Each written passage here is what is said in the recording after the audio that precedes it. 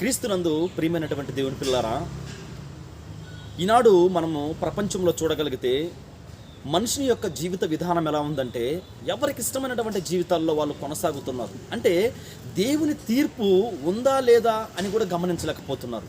దేవుడు అనే ఒక ఆయన మనల్ని పరిపాలిస్తున్నాడు కదా, ఆయన ఉన్నాడా లేదా, అసలు తీర్పు ఉందా లేదా అని చాలామంది ఎక్కువ కూడా పట్టించుకోలేకుండా ఉంటున్నారు పిల్లరా. ఏదో ఈ భూమి మీద కళ్ళ ముందు కనపడేదే జీవితం.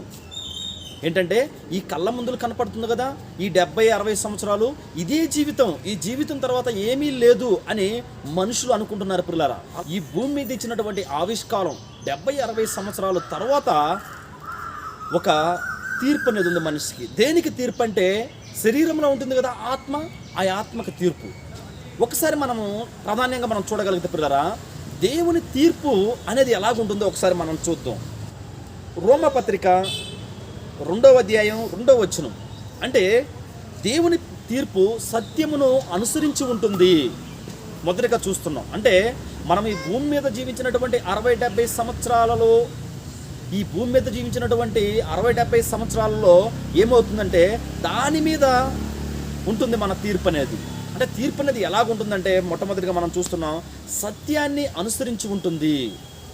అంటే సత్యానికి చాలా దగ్గరగా ఉంటుంది. సత్యం కోసం బ్రతికే వారికి ఒక విధమైన తీర్పు ఉంటుంది, సత్యం కోసం బ్రతకని వారికి ఒక విధమైన తీర్పు ఉంటుంది. చాలామంది అనుకునే విషయాలు ఏంటంటే, ఎక్కడుందిలే తీర్పు, అందరూ అన్యాయంగా బ్రతుకుతున్నారు, వాళ్ళందరిని కూడా దేవుడు ఇడిచిపెట్టడం లేదా అనేవాళ్ళు కూడా లేకపోలేదు పిల్లలు. కానీ దేవుని తీర్పు అనేది ఎలా ఉంటుందంటే, సత్యాన్ని అనుసరించి ఉంటుంది. మొదటగా మనం చూస్తున్నాం. ఒకసారి మనం లేఖనాల ప్రకారంగా చూడగలిగితే రోమపత్రిక 2వ అధ్యాయం 2వ వచనం ఈ రీతిగా సెలవిస్తుంది. అట్టి కార్యములు చేయువారి మీద దేవుని తీర్పు సత్యమును అనుసరించినదే అని ఎరుగుదుము. అట్టి కార్యములు చేయువారి మీద దేవుని తీర్పు అనేది ఖచ్చితంగా జరుగుతుంది పిల్లలు. ఎట్టి కార్యాలు చేయుచున్నారు, ఎలాంటి కార్యాలు చేయుచున్నారంటే మనం చూద్దాం. అదే రోమపత్రిక 2వ అధ్యాయం 1వ వచనం చూద్దాం. కాబట్టి తీర్పు తీర్చు మనుషుడా, నీవెవడవైననో సరే నిరుతుడువై ఉన్నావు. తీర్పు తీర్చు మనుషుడా అంటే ఈనాడు ఏమనుకుంటున్నారంటే, మనుషులే తీర్పు తీయడం. మనుషులే ఏం చేసుకుంటున్నారంటే తీర్పులు తీరుస్తూ ఉన్నారు. తీరవచ్చు ఆ విధంగా? మనుషులకి తీర్పు తీర్చే తీర్పుడా నువ్వెలా ఉండాలి, నీ యొక్క పరిస్థితి ఎలా ఉంది అనేది ఫస్ట్ గమనించవలసినటువంటి విషయం పిల్ల. అలా నువ్వు గమనించకుండా నీ ఇష్టానుసారమైనటువంటి జీవితాన్ని నువ్వు కొనసాగించగలిగితే ఖచ్చితంగా ఉంటుంది, న్యాయబద్ధమైనటువంటి తీర్పు ఉంటుంది. చూడండి, దేని విషయంలో ఎదుటివానికి తీర్పు తీర్చుచున్నావో దాని విషయంలో నీవే నేరస్తుడు అని తీర్పు తీర్చుకొనుచున్నావు. నీవు ఏ విషయంలో నువ్వు ఎదుటివారికి తీర్పు తీరుస్తున్నావో, చాలామంది కూడా పిల్లరా పాపం చేస్తూ ఉంటారు, ఎదుటివారిని పాపులను చూపిస్తుంటారు. చాలామంది తప్పులు చేస్తుంటారు, ఎదుటివారు తప్పులను చూపిస్తుంటారు. చాలామంది అన్యాయంగా బ్రతుకుతుంటారు. అన్యాయంగా బ్రతుకుతూ ఎదుటివారిని అన్యాయంగా ఉంటున్నావు, నువ్వు అన్యాయస్తుడు అని అంటున్నారు. ఇదంతా కాదు పిల్లరా. ఎదుటివారికి తీర్పు తీర్పడిగా నువ్వు ఉండకూడదు. కానీ తీర్పు తీర్చాలంటే ఎవరు తీర్చారు పిల్లరా? తీర్పు తీర్చాలంటే దేవుడే తీర్చాలి. ఎందుకు? ఆయన పరిశుద్ధుడు కాబట్టి పరిశుద్ధుడే తీర్పు తీర్చాలి. మరి ఒక పాపి తీర్పు తీర్చకూడదు. అందుకే దేవుని తీర్పు మొదటగా ఎలా ఉందని చెప్తున్నాం మనము, న్యాయబద్ధమైంది, న్యాయపరమైనది దేవుని తీర్పు పిల్లరా. అందుకనే ఎవరికి కూడా మనం ఏం చేయకూడదు, తీర్పు తీర్చకూడదు. ఒకవేళ తీర్పు తీరిస్తే ఎవరు తీర్చాలి? దేవుడే తీర్చాలి. ఆయనే పరిశుద్ధుడు కాబట్టి పిల్లరా. చూద్దాం, ఇక్కడ తీర్పు తీర్చి నీవును అట్టి కార్యములనే చేయుచున్నావు కావా అంటున్నాడు. ఇక్కడ తీర్పు తీర్చు మనుషుడా, నీవు అలాంటి కార్యాలను నువ్వు చేయుచున్నావు, నువ్వెలా తీర్పు అవుతావు? కానీ తీర్పు తీర్చేది దేవుడే. ఎప్పుడు తీర్పు జరుగుతుందంటే పిల్లరా, మన పేతృపత్రికలు కూడా చూడగలం పిల్లరా. ఎప్పుడు? ఈ భూమిని దాటిన తర్వాత 60-70 సంవత్సరాలు ఈ భూమి మీద జీవించి మనలో ఉన్నటువంటి ఆత్మ బయటికి వెళ్ళిపోయిన తర్వాత మన ఆత్మకి క్రీస్తు ప్రభువారు 2వ రాకల్లో మనకి న్యాయబద్ధమైనటువంటి తీర్పు, అంటే నువ్వు చేసినటువంటి క్రియలను బట్టి నీకు తీర్పు ఉంటుంది. నువ్వు జీవించినటువంటి జీవితం మీద ఆధారపడి ఉంటుంది నీకు తీర్పు. ఆ తీర్పు ఎలాంటిదంటే న్యాయబద్ధమైనటువంటి తీర్పు అని క్రీస్తు ప్రభువారు చెప్తున్నాడు పిల్ల. ఒక్కసారి మనం చూడగలిగితే, మళ్ళీ మనం చూడగలిగితే రెండో సందర్భంగా సువార్త ప్రకారము ఉంటుంది ఆ తీర్పు. ఏ విధంగా ఉంటుంది?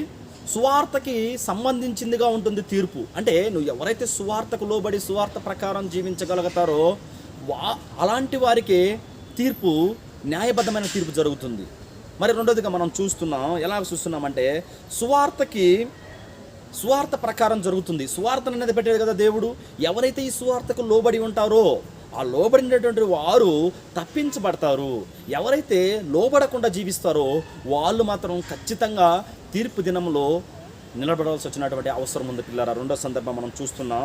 ఒకసారి రోమపత్రిక 2వ అధ్యాయం 16వ వచనం ఈ రీతిగా సెలవిస్తుంది. దేవుడు నా స్వార్థ ప్రకారము యేసుక్రీస్తు ద్వారా మనుషుల రహస్యములను విమర్శించు దినమందు ఇలాగు జరుగును.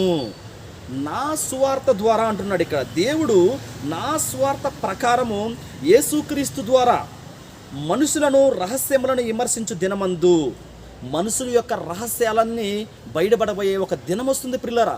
ఇప్పుడు మనుషులు రహస్య పాపాలు ఉంటాయి కదా, రహస్యంగా జీవించుంటారు కదా, రహస్యంగా లోతైనటువంటి పాపాలు ఉంటాయి కదా. ఇవన్నీ ఎప్పుడు బయటపడతాయంటే దేవుని యొక్క క్రీస్తు ప్రభువు వారి యొక్క రాకడలో ఆయన సువార్తతో పోల్చి నువ్వు ఎలాంటి సువార్త చేసావు, ఎలాంటి జీవితాన్ని భూమి మీద జీవించావు, మంచి జీవితాన్ని జీవించగలిగావా, నా కోసం జీవించగలిగావా అని సువార్త సంబంధించినటువంటి తీర్పు ఉంటుంది పిల్లరా. అంటే సువార్తతో పోలుస్తూ ఉంటుంది. ఎందుకంటే భూమి మీద నోవాహు దగ్గర నుంచి కూడా దేవుడు ఏం చేశాడంటే సువార్తనిచ్చాడు. సువార్త ప్రకారం నువ్వు బ్రతకాలి. సువార్తకు లోబడిన వారు శిక్షకు తప్పించుకున్నటువంటి ఒక కుటుంబాన్ని కూడా మనం చూడగలం. ఈనాడు ఎంతోమందికి సువార్త వెళ్తుంది, ఎంతోమంది దగ్గరికి సువార్త వెళ్తుంది, కానీ ఈ సువార్తను మాత్రం అంగీకరించలేకపోతున్నారు. ఈ సువార్తని ఎందుకు ఆ మనుషులు అంగీకరించలేకపోతున్నారంటే వాళ్ళ హృదయ కాఠిన్యం వలన, వాళ్ళ హృదయాలలో అపవాదికి స్థానాన్ని ఇచ్చేస్తారు. అపవాదికి స్థానాన్ని ఇచ్చేయబట్టి, అపవాదితో కలిసి బ్రతకబట్టి వీళ్ళు ఏమవుతున్నారంటే సువార్తకు లోబడకుండా అదే సువార్తతో వీళ్ళు ఏమైపోబోతున్నారు, తీర్పు పొందబోతున్నారు అనేది మనం రెండో సందర్భంగా చూసాం పిల్లలు. సరే, మూడో సందర్భంగా మనం ఒకసారి చూడగలిగితే, మూడో సందర్భంగా పక్షపాతం లేకుండా ఉంటుంది తీర్పు అనేది. ఎలా ఉంటుంది? పక్షపాతం అనేది ఉండదు. చాలామంది ఈ భూమి మీద మనం తీర్పరలుగా ఉండే వాళ్ళని ఎంతమందిని మనం చూడగలం. ఎలా ఉంటారు వాళ్ళు? పక్షపాతం చూపిస్తూ ఉంటారు. అంటే ఎక్కువగా అధికారులు ఉన్న వారికి వాళ్ళకి ఎవరైనా తీర్పు తీర్చగలరా? ఎవరూ తీర్చలేరు. ఎందుకు? వాళ్ళు అధికారస్తులుగా ఉన్నారు. మరి ఈ దేవుడు తీర్చే తీర్పు ఎలా ఉంటుంది? పక్షపాతం లేకుండా ఉంటుంది పిల్లరా. ఒక తల్లిదండ్రులు కూడా పిల్లల మధ్య తీర్పులు ఎలా తీరుస్తుంటారంటే మనిషిని బట్టి తీర్పులు తీరుస్తుంటారు. ఒక అధికారులు కింద ఉన్న వాళ్ళని తీర్పులు ఎలా తీరుస్తుంటారంటే అధికారంలో ఉన్న వారిని ఒక విధంగా తీర్పు తీరుస్తుంటారు, తక్కువగా ఉన్న వారిని ఒక విధంగా తీర్పు తీరుస్తుంటారు. ఇంకా చాలామందిని చాలా విధాలుగా తీర్పులు తీరుస్తూ ఉంటారు. కానీ దేవుని తీర్పు అలాంటిది కాదు. మూడో సందర్భంగా మనం చూస్తున్నాం. ఎలా ఉంటుంది మరి? పక్షపాతం లేకుండా ఉంటుంది. ఈ పక్షపాతం లేకున్నటువంటి తీర్పులో మరి అందరూ ఉంటారా అంటే అవును, అందరూ ఉంటారు. ఈ భూమి మీద శరీరం ధరించుకున్నటువంటి ప్రతి మనుషుడు, కొరింథీ రాసిన పత్రికలో మనం చూడగలం, ప్రతి మనుషుడు క్రీస్తు న్యాయపీఠం ఎదుట ప్రత్యక్షం కావాలి పిల్లరా. ఎందుకు ప్రతి మనిషి క్రీస్తు న్యాయపీఠం ఎదుట ప్రత్యక్షం కావాలంటే ప్రతి మనిషి కూడా వాని యొక్క క్రియల చొప్పున దేవుని దగ్గర తీసుకెళ్ళాలి. ఈ 60-70 సంవత్సరాల్లో ఉండి చేసినటువంటి పాపాలు ఉంటాయి కదా, రహస్య పాపాలు ఉంటాయి కదా, ప్రతిదీ కూడా నువ్వేం చేయాలంటే దేవుని దగ్గర ఆ రోజు తీర్పు దినాన ఒప్పుకోవాల్సినటువంటి దినం వస్తుంది. ఆ దినాన్ని ఏమని చెప్పాడంటే దేవుడు ఏం చెప్పాడంటే పక్షపాతం లేకుండా చేస్తానని చెప్తున్నాడు. పక్షపాతం అనేది ఉండదు దేవునికి. ఆ దినాన ఎవరి మీద పక్షపాతం ఉండదు. నువ్వు చేసిన క్రియలు నీ వెంట వెళ్తాయి. ఈ భూమి మీద మనిషి జీవించినంత కాలం కూడా ఏమీ అంట వెళ్ళదు. మరి ఏమి అంట వెళ్తున్నాయి? ఏమి తీసుకెళ్తున్నాడు మనిషి అంటే జీవించినటువంటి జీవితం ఉంటుంది కదా, ఆ జీవితంలో ఉండే ఫలితం ఉంటుంది కదా, ఆ క్రియలు వెంట తీసుకెళ్ళగలుగుతున్నాడు. ఆ క్రియలు తన ఆత్మతోనే అంటుకట్టుపడి ఉంటాయి ప్రియులారా. తన ఆత్మతోనే ఉంటాయి తన చేసినటువంటి క్రియలు. తీర్పు దినాన దేవుడు పక్షపాతం లేకుండా ఒక తీర్పరికి ఎలా తీర్పు తీరుస్తున్నాడో దేవుడు ఒకసారి మనం చూద్దాం పిల్లరా. అంటే తీర్పు అనేది ఉందా అని లేదని కూడా చాలామంది గమనించలేకపోతున్నారు. ఇలాంటి విషయాలు కూడా ఎక్కువ కూడా పట్టించుకోవడం లేదు. భూమి మీద ఇష్టానుసారమైనటువంటి జీవితాలు. కానీ దేవుడు తీర్చే తీర్పు ఎలా ఉంటుందంటే పక్షపాతం లేకుండా ఉంటుందని మూడో సందర్భంగా మనం చూస్తున్నాం పిల్లరా. ఒకసారి మనం చూడగలిగితే రోమపత్రిక 2వ అధ్యాయం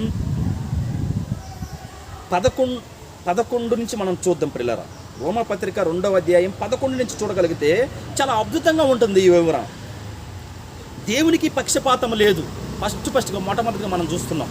మూడోదిగా దేవునికి ఏమి లేదంట, పక్షపాతం అనేది లేదు పిల్లరా. మనుషులు కాదు, మనుషులు ఏంటంటే పక్షపాతం కలిగి ఉంటారు పిల్లరా, కానీ దేవుడు అలా కాదు. మరి ఎలా ఉన్నాడు దేవుడు? పక్షపాతం లేనటువంటి ఆయన.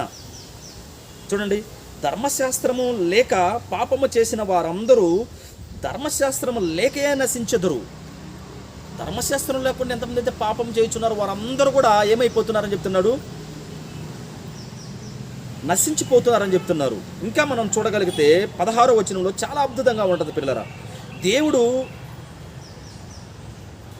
దేవుడు నా సువార్త ప్రకారము యేసుక్రీస్తు ద్వారా మనుషుల రహస్యములను విమర్శించు దినమందు ఇలాగూ జరుగును. ప్రతి మనిషికి రహస్య పాపాలు ఉండేవారు కానీ చేసినటువంటి క్రియలు కానీ ప్రతిదీ కూడా ప్రియులరా, ప్రతిదీ కూడా ఏమైపోతున్నాయంటే క్రీస్తు న్యాయపీఠ మీదట ఒక్కరోజు మనం నిలబడవలసినటువంటి అవసరం ఉంది.